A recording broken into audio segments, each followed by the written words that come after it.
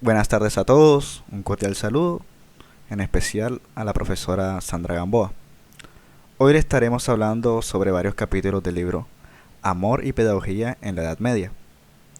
Hoy me acompañan Camilo Salazar, Laura Serrano y mi persona, Sebastián Valencia. A mí me correspondió el capítulo número 4, llamado Amor y Magia. En este capítulo, como su nombre lo dice, nos cuenta muchas cosas interesantes sobre el amor y las magias que se utilizaban en la Edad Media, los tipos de esta y para qué se utilizaban, es decir, con qué fin, y que yo les estaré explicando poco a poco. Este capítulo comienza hablando de una obra reconocida de la Edad Media, la cual es La Celestina. La Celestina es una obra de transición entre la Edad Media y el Renacimiento, escrita durante el reinado de los Reyes Católicos y cuya primera edición conocida es de 1499. Esta obra constituye una de las bases sobre las que se cimentó el nacimiento de la novela y el teatro moderno.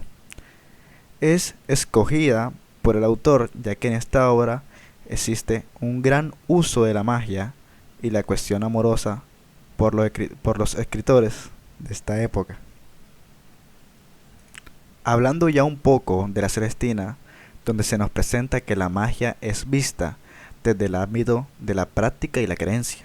Además, se nos menciona distintos tipos de magia: la magia natural, la magia negra, la magia demoníaca y la magia maléfica. Y es que para diferentes escritores medievales, la magia es la cabeza de las ciencias vedadas. ¿Qué quiero decir con esto? Que son aquellas que están prohibidas, que estas prácticas mágicas demoníacas no se podían utilizar. En este cuarto capítulo nos dan a entender la idea de que la pasión es un fruto de un proceso en el que se ven implicados órganos y potencias, es decir, el corazón y el deseo. Entonces vemos que se busca hablar con profundidad del uso de la magia, en este caso, la magia amatoria, que consiste básicamente en el acto amoroso en la Edad Media. Yo les explicaré cómo consistía como tal. Por ejemplo, en la actualidad las personas pueden amar y no ser amados, es decir, algo no recíproco. Tú amas a alguien, pero esa persona no te ama a ti. En la Edad Media, cuando pasaba esta situación, las personas recurrían a la magia. El uso de la magia, el más común, era la filocaptio. La filocaptio era la actividad más común de las hechiceras y que consistía en provocar el amor o la pasión en terceros mediante procesos mágicos. Los teólogos explican tres modos de cómo puede darse la filocaptio y son: 1. A través de los ojos, es decir, la mirada. 2. Solo por tener la tentación de los demonios. Y 3. A través de la misma manera como resultado del crimen de nigromantes y demonios. Sin embargo, existían naturalistas como don Enrique de Villena, que por ejemplo, la magia maleficio que se practicaba con la ayuda del demonio en el amor, le trataba de dar una credibilidad científica o cognoscitiva, al ser naturalista. Por otro lado estaba Pedro Palude. Pedro Palude distingue varios modos en los cuales puede actuar el demonio. Número 1. Impidiendo la movilidad en los cuerpos. Número 2. Empleando los poderes ocultos de las cosas que son mejores conocidas por este demonio. Número 3. Perturbando la imaginación y hacer odiar a la mujer. Como podemos observar, estas prácticas son todo lo contrario a lo que veíamos al comienzo, ya que estas realmente podían llevar a provocar locuras. Y es por esto que los escritores medievales escribían que se podían utilizar la magia para curar el mal de amor, es decir, liberar al amante del encantamiento, como romper el amarre, como decimos coloquialmente. Y la pregunta es, ¿cómo se hacía en esos tiempos? Se decía que se debe ser realizado por los contrarios, es decir, si la Filocaptio era realizada por las hechiceras, entonces el desligamiento debía ser realizado por brujas.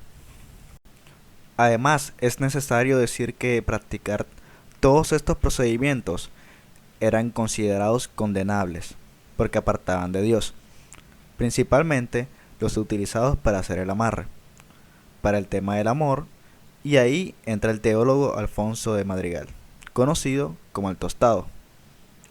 Él decía que eran maleficios por utilizar todas estas malas artes, que el demonio no puede operar sobre la voluntad humana, sino que ataca el cuerpo, en el interior o exterior.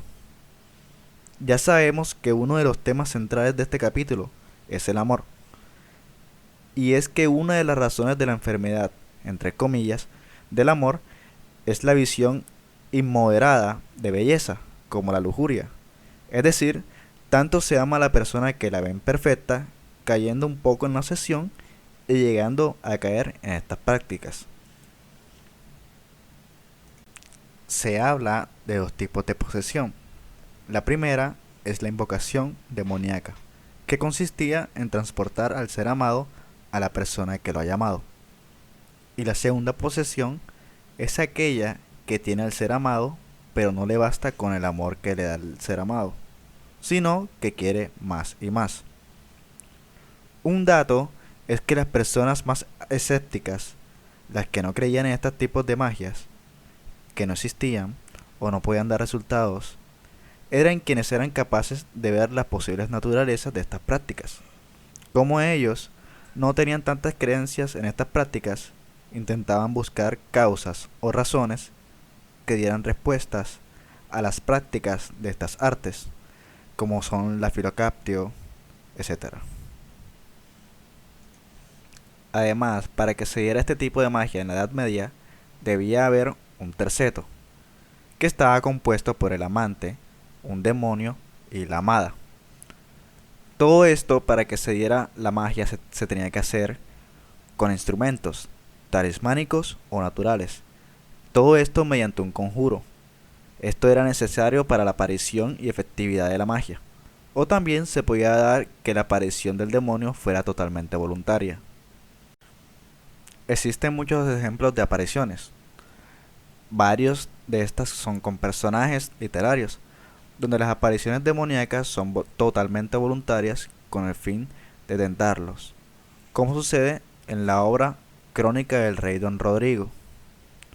En esta obra, el demonio, con su aparición espontánea y voluntaria, hizo caer en tentación al rey, al hacerlo sentir tentación por Cava, aunque nunca le había pasado eso antes por la mente e incluso consideraba a Cava como una hija.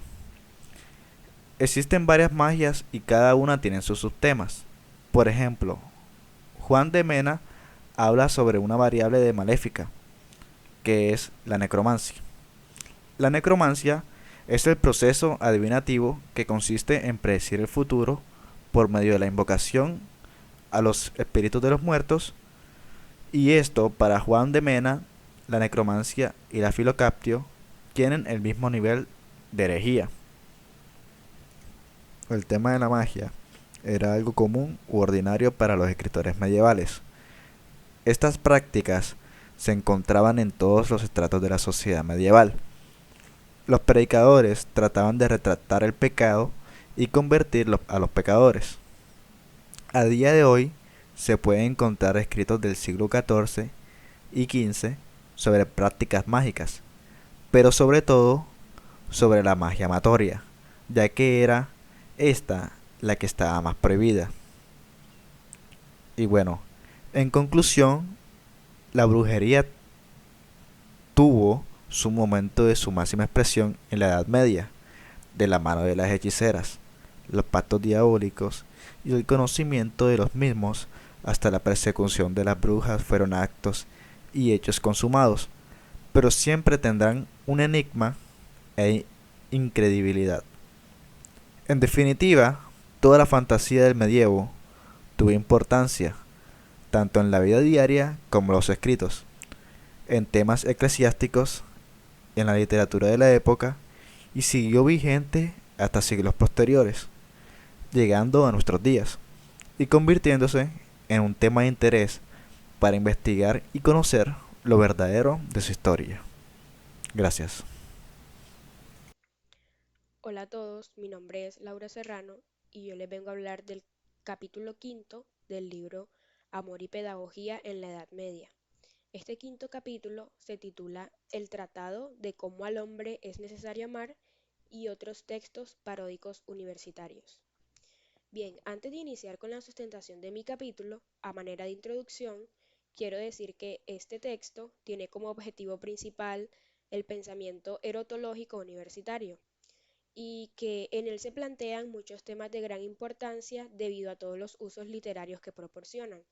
Por ejemplo, tiene el naturalismo amoroso, la filocaptio o magia amorosa, que mi compañero Sebastián les acaba de mencionar. También habla que durante los aspectos de la práctica literaria en la creación de este texto se desarrolló un pensamiento naturalista universitario en donde el tostado determina que son dos cosas o dos definiciones diferentes de amor y amixigia, que en español es amistad, y aclara que este amor es un acto pasional, una pasión que a pesar de ello tiene un gran auge o tiene una forma de expresarse de forma satisfactoria. Y también en este amor pasional se refiere al Dios, que pues era algo común durante esta época, que bueno, como bien sabemos, durante la Edad Media el tema religioso era de bastante relevancia. Bueno, aquí en la diapositiva pueden ver la portada del Breviloquio de Amor y Amixisia, que alcanzó un gran éxito, ya que este tuvo mucha influencia en todas las personas que se dedicaban a estudiar todos estos temas. Entonces, este breviloquio de amor y amixiquia nos lleva a pensar en una filosofía que cabe aclarar que esta filosofía hay que situarla en la época y en el contexto en el que se desarrolla, el cual es en Salamanca aproximadamente en el siglo XV. Entonces, el personaje principal, que en este caso es el tostado, este personaje es testigo y da testimonio de todo lo que pasa en esta obra. Aquí en la diapositiva vamos a leer de esta parte del texto que nos dice, nos referimos al tratado de cómo al hombre es necesario amar, atribuido en algunos manuscritos a un tostado joven de quien se decía que compuso el tratadito mientras permanecía en el estudio de Salamanca. Algunos dando crédito a estas rúbricas llegaron incluso a identificar el breviloquio con el tratado. ¿Qué pasa? Que el autor de este texto, Amor y Pedagogía en la Edad Media, piensa que no puede atribuirse a don Alfonso, que pues es el creador del breviloquio, debido a su carácter, debido a su forma y el desarrollo de su contenido. Dice que no es un texto de meridiana claridad y que su misma interpretación varía adecuadamente según los intereses de sus críticos modernos. Frente a esto también muchos autores han dado su postura, no solo el autor de Amor y Pedagogía, que es este libro, sino por ejemplo también tenemos a Bárbara Matulca, que llega a considerar la obra como una rara defensa exhaustiva de la mujer y el amor, algo muy típico de la Edad Media, que pues en este entonces la mujer era rechazada y son problemáticas que giran en torno a la mujer y de alguna manera estas problemáticas también se ven reflejadas en todos los textos literarios que nosotros manejamos o de los que tenemos conocimiento. Pero bueno, en realidad esta obra es una epístola en donde la copia tiene por nombre Carta del tostado a su hermano sobre amor. Por eso dije que este era un personaje y que el tostado escribe a su hermano sobre amor. Pero ahora, bueno, se trata de una epístola, como ya dije, algo extensa, pero que tiene mucha relevancia en ciertos apartes. Por ejemplo, en una parte del texto dice, cuanto más tarde conocí el amor, tanto más es más grave el tormento de él. Entonces, en esta epístola, lo que busca el personaje es dar explicación a su hermano sobre el enamoramiento que él tiene, porque de alguna manera él se deja llevar por otra persona, un corresponsal de edad tierna, y que de alguna manera este personaje lo estaba reprendiendo por haber caído en los brazos del amor y también por haberse dejado sorprender por la pasión. Con esto doy paso a la siguiente diapositiva de las argumentaciones. La primera que tenemos dice, una vez agotada la primera parte, que se ha enriquecido con varios tópicos propios del exordio, como el extenso tratamiento del relativo al puer senex, se va a desarrollar de forma argumentativa dos conclusiones. En primer lugar, que es necesario que el hombre ame. En segundo, que cuando ama se turba, va a enloquecer o enfermar. Entonces, también el autor de este texto considera que puede ser que el interés de quien escribe esta carta también es un poco egocéntrico, que es teórico e incluso que es remetido también a una esfera literaria impersonal. Pues se llega a concluir en la argumentación que el protagonista va a resultar al final librado de esa acusación interpuesta que ya les mencioné anteriormente, todas esas reclamaciones sobre por qué se había enamorado y esa reprensión que se estaba dando por dejarse caer en los lazos del amor. Y la segunda argumentación que tenemos es et por qué la quexa por amor capsada era entonces mi prisionera, non hove libertad para te satisfacer con digna respuesta. Mas ahora que ya canto, me desamparo no el amor, mas la pasión, quiero apartar de mí la culpa de que me acusas. Este apartado nos dice que quiere advertir el punto de vista de la carta, en el cual la autora que les acabo de mencionar en la diapositiva anterior, que fue Bárbara Matulca, llegó a considerar una defensa liberal de las mujeres y del amor, pero también de los hombres que sufrieron la captura de los lazos del amor y de la pasión amorosa. Entonces, aquí en este texto se puede entender un poco más con estas dos argumentaciones que debemos tener en cuenta porque las vamos a retomar en las siguientes diapositivas cuando estemos entendiendo los otros apartados del texto. Bueno, de gran forma, lo que se quiere es buscar la opinión de ese yo enamorado. Se ha tenido en cuenta lo que decía el maestro Tostado cuando se incorporan esos tonos naturalistas del razonamiento para definir el problema de la fenomenología amorosa. Es importante destacar que ya el autor aquí no se está refiriendo a dos personas, sino que lo hace como una autobiografía, narrando lo que le pasó a él mismo. Entonces da lugar a preguntarse por la veracidad de esas argumentaciones, porque esa primera conclusión sobre que los hombres tienen como necesidad amar a las mujeres y la justifica en proposición con esta frase que está inicialmente, que es, por ejemplo, expone el autor del tratado en una ocasión que las maneras de la codicia son diversas, mas non curando de las espirituales, que del ánima racional proceden, porque carece de nuestro propósito. Trataré de la codicia o amor de la sensualidad humana. Estos temas también de sensualidad que ya he mencionado y de erotología universitaria son también muy propios de la época y más por el contexto en el que se desarrolló todo este texto. Entonces, aquí da lugar a hablar de la lógica aristotélica, cuando menciona autores como por ejemplo Boccaccio, que puede reconocerse en el tratado cuando se concreta la experiencia y la razón, porque después de esto vamos a estar hablando del razonamiento, de esos tonos de razonamiento que se deben tener claro durante ese tratado o al momento de leer todos estos textos. El reconocimiento del poder del amor también hay que relacionarlo con los conceptos de experiencia y de razón y qué tanto puede llegar a afectar esto a ese amor pasional. Entonces, es posible también poder mencionar que una postura pesimista, como la de ciertos autores de la época, pueden tratar de confundir la idea central de este texto. Esto también pasaría a afectar el contexto, pasaría a afectar el entendimiento de la obra, entonces es bueno poder identificar e interpretar cómo se expresa el autor, en este caso el Tostado, en este texto, que es lo que nos quiere decir.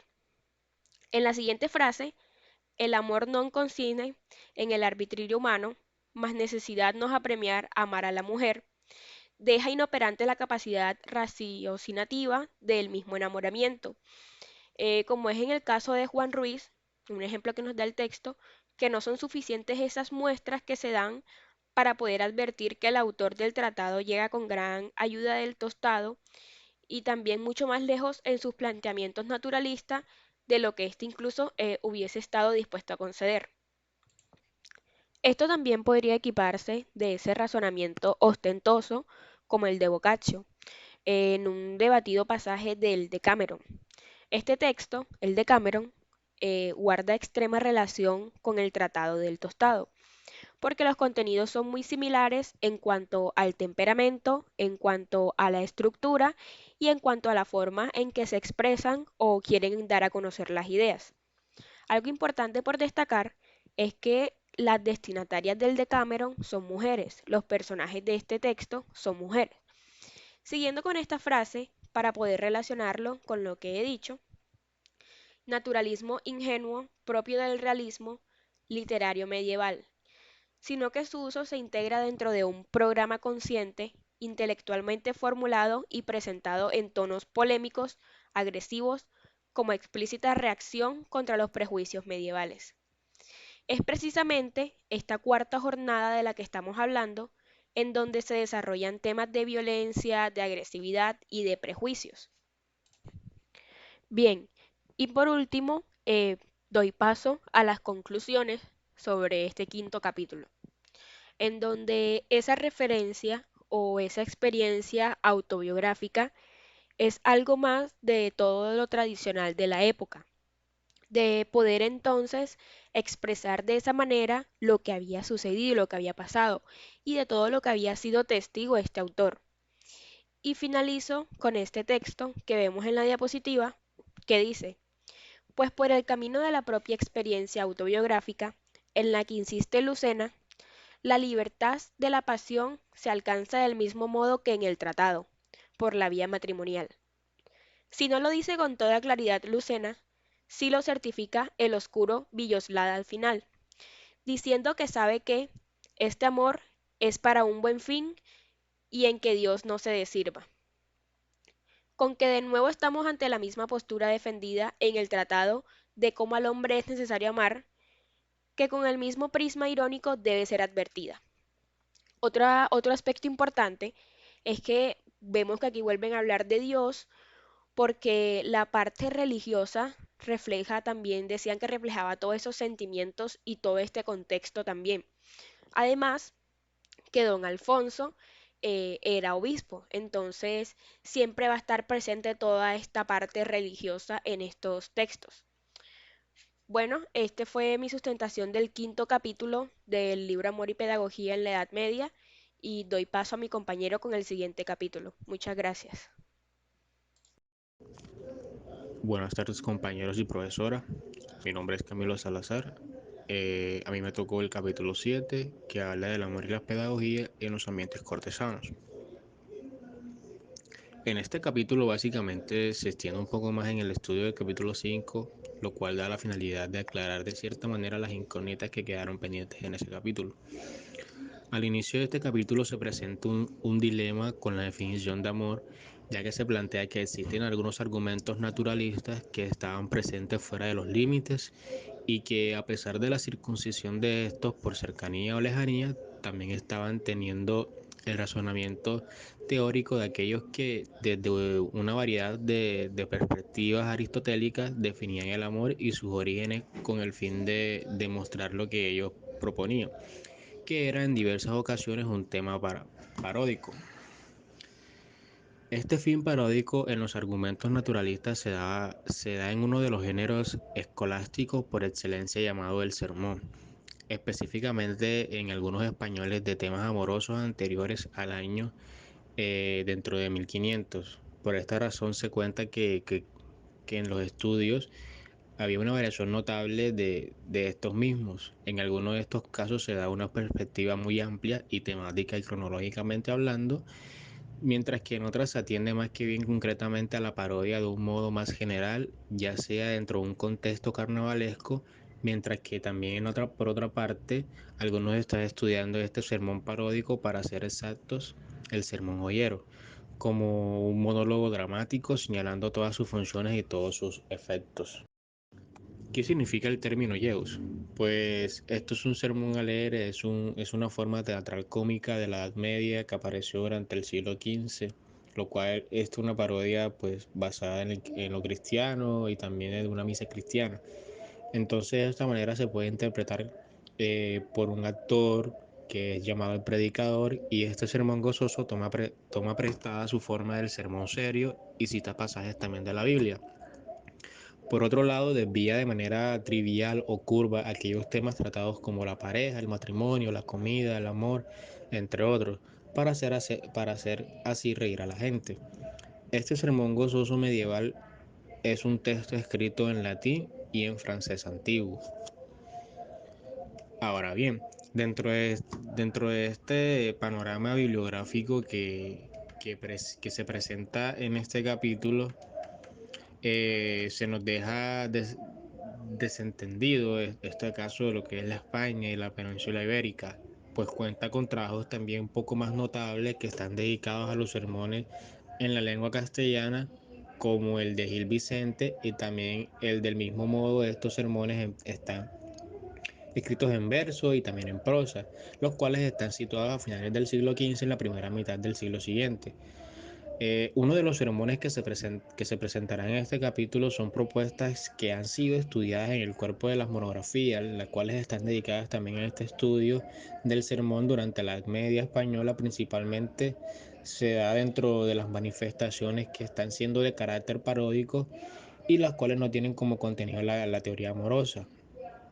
También cabe resaltar que dentro de este texto no se profundiza o se hace alguna distinción entre ese sermón en verso y el sermón en prosa, debido a que se enfatiza y pone más que todo su atención en el cuerpo de alguna de estas piezas, y también se interesa por el reconocimiento de un tratado de amores oralmente expresado, los cuales se emparentan con otros parecidos de la predicación seria. Por otro lado, también se mantiene el punto de vista de una disfunción primera, es decir, que en ambientes cortesanos trata más del marco que es un poco restringido de estos destinatarios que son las mujeres, que es el caso del sermón de Diego de San Pedro, sosteniendo también de cierta manera una homogeneidad con con las piezas en verso, que se dan también en el siglo XV y la primera mitad del siglo XVI. Se pretende estudiar los más antiguos sermones de amor de France Alegre, que está en prosa, y el sermón de Frances Moner, el cual incluye el cuerpo de su misa de difuntos por la muerte enamorada del propio autor. Ambos textos pertenecen o se escribieron a finales del siglo XV, eh, como lo había mencionado. Entrando un poco en el tema central con una obra que aún se conserva y y se encuentra en la Biblioteca Universitaria de Barcelona, que es del autor Francesc Alegre, llamada El sermó de amor Escrimanet del rey Don Joan de inmortal memoria, también conocido como Jardinet Horaz. Del mismo modo, esta identidad no se puede atribuir al padre o al hijo, puesto que estos tienen el mismo nombre, o bueno, tendrían el mismo nombre. Ahora bien, existe también uno de los rumores que el autor dedica este trabajo a Juan de Aragón II, por lo cual da la impresión que se trata del padre, pero aún así es muy difícil de distinguir cuál de los dos atribuye esta obra. Uno de los dos fue tesorero de Palermo en 1460, y posiblemente el mismo también era cónsul de los catalanes en Silio en 1479. Además hizo su versión catalana de los comentaristas Trías de Primo Bello Único de Leonardo Bruni en 1472, también llamado Leonardo Aretino, y otra versión un poco más tardía como lo es la versión de la Metamorfosis de Ovidio. Y no se puede negar la relación con el pasaje en la que la genealogía de Educacio y este mundo del amor de Leire, en el más antiguo y en lo más conservado de su clase, se puede situar en plena vida la cortesana de los Tratamara, los cuales está establecido entre los aragoneses, entre los momentos que sus relaciones peninsulares eran muy amplias, como se muestra en las mismas citas de las obras de Alegre. Bien, vamos a explicar un fragmento de Cicerón precisamente Oficis, que vendría siendo el primero, el cuarto y el 12, que comprendía a la perfección las razones por las que la existencia del amor dan algunos de los teóricos sobre lo que venimos llamando la atención. En este capítulo se continúa dando una introducción o un protema que conduce hasta la oración dedicada, pues nada más y nada menos que a Natura, y prosigue con un diviso del tema.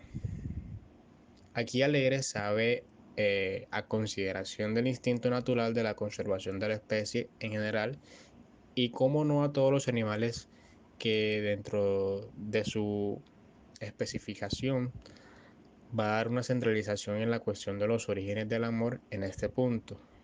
Y es por eso que el desarrollo de las partes del diviso excluyen de antemano el problema y se concentra más bien en su atención en hombres y mujeres, moviendo periódicamente una cuesta, o sea, con una estructura más simplificada, pero formalmente típica, sobre explicando este apetito.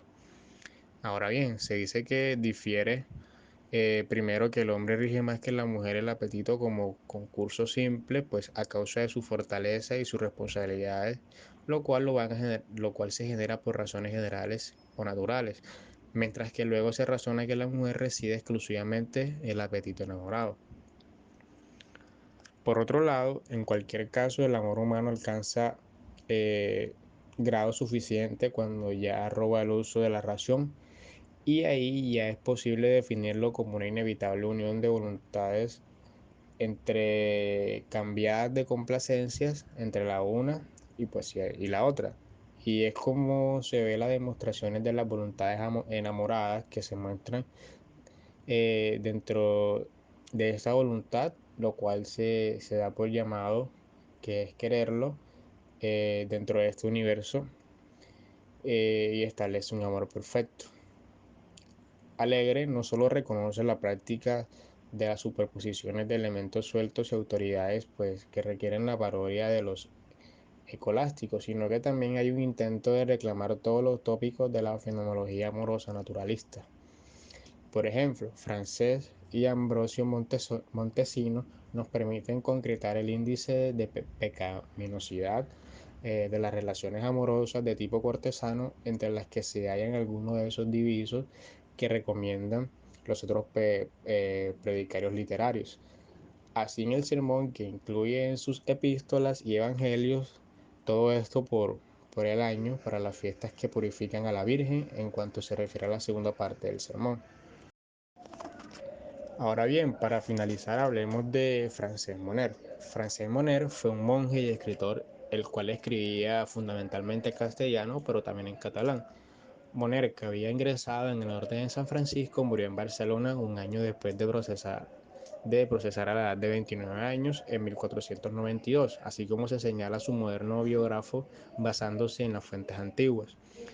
El Sermón de Amore de Moner es un verso en castellano, también parece que sale del límite del segundo periódico europeo, aunque en realidad el fragmento de su misa de amor es la propia misa de difuntos de Moner. Este sermón, que no ha sido generalmente tenido en cuenta por la crítica, es un sermón de interés investigativo, y también por su temprana fecha en el que se fue expuesto, pues se ha mencionado que Moner murió pues a una edad muy joven. Su fallecimiento, muy probablemente junto con el Sermón de Alegre y el de Diego de San Pedro, que fueron a mediados de los años 80, serán de temas muy importantes entre las cortesanas castellanas y aragonesas. Bien, el tema de Moner es un poco más conservador. Aquí, que dentro de sus colegas tratan de inferir que esto es un tema muy importante, lo cual trata de respetar a los mandamientos del Ars Praedicandi, y también trata de establecer cierto parámetro. Pero como el de Alegre, pues abunda en el mandato natural para la conservación de la especie como a causa del amor, o como lo explica el autor dentro de su texto. Muchísimas gracias por su atención, que estén bien.